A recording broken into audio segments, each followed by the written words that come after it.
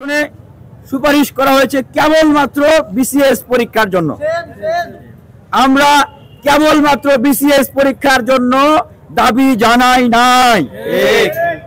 আপনারা সেই প্রজ্ঞাপনে লিখেছেন যে বৈষম্য বিরোধী আন্দোলনের প্রতিশ্রুতি।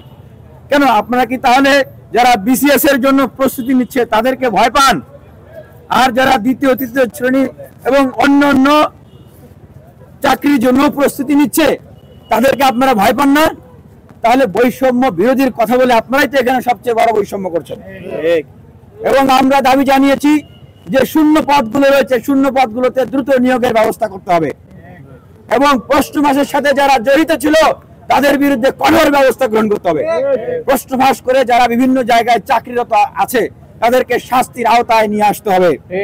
আমরা দাবি জানিয়েছি যে কাট মার্কস, বিসিএস এর প্রিলির কাট মার্কস প্রকাশ করতে হবে, এক সেট উত্তর প্রকাশ করতে হবে, প্রিলি রিটেন ভাইবার নাম্বারপত্র প্রকাশ করতে হবে। প্রকাশ করতে তো সমস্যা নাই। এইখানে যারা আন্দোলন করেছেন তারা কোটা না মেধা এই স্লোগান দিয়ে আন্দোলন করেছেন। মেধাভিত্তিক রাষ্ট্র গঠনের স্বপ্ন দেখি সবাই। তাহলে এখানে কোনো পয়সাপাতি দিয়ে বাণিজ্য করে বা কোনো মামা খালুর কোটায় কেউ চাকরি চায় না। সুতরাং আপনারা এগুলোকে জবাব দিয়ে স্বচ্ছতামূলক একটা গতিশীল একটা চাকরি প্রক্রিয়া আপনারা চালু করেন। এবং এই যে বিভিন্ন জায়গায় এই ফ্যাসিবাদের দোসর এবং দুর্নীতিবাজরা এখনো রয়েছেন আমলাতন্ত্রে, তাদেরকে সেই সমস্ত জায়গা থেকে অপসারণ করতে হবে।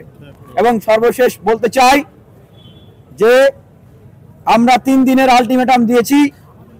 আজকে মঙ্গলবার, আজকে সোমবার, আগামীকাল আমাদের আলটিমেটাম শেষ হবে।